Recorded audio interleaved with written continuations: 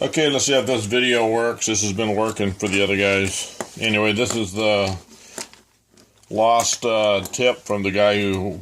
I didn't charge that guy because we talked on the phone a bunch and it was like a given deal. Then he just like died or something because his phone went dead and never heard nothing from him.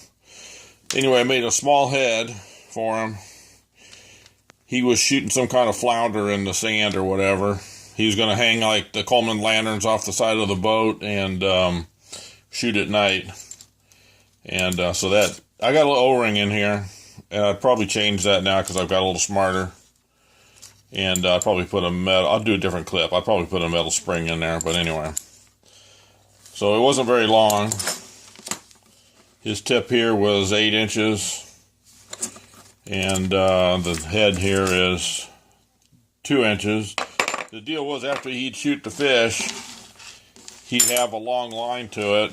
I put a loop on the end of this so he tied into the center of his boat.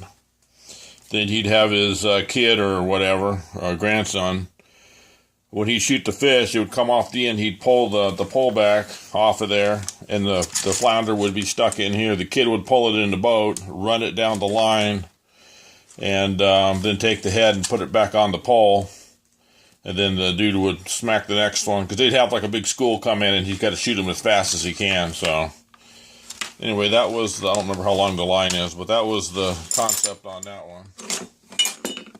And this was the first back end pusher I made for him. My welding ain't too good there. I'm a better welder now, but I'm still not a very good welder.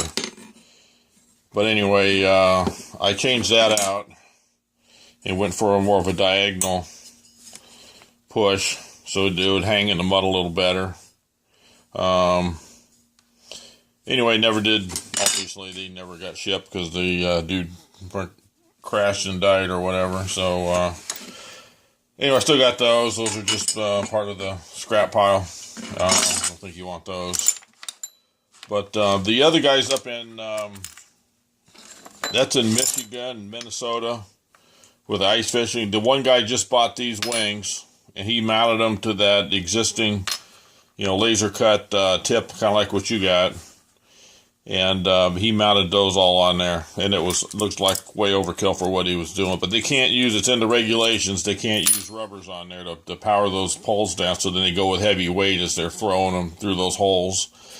They'd put targets on the bottom of the ice hole so they could see the fish swing by as they hit them. Okay, yeah, the picture you sent me, that's exactly what I thought you were doing. So let's talk about what we can do for you.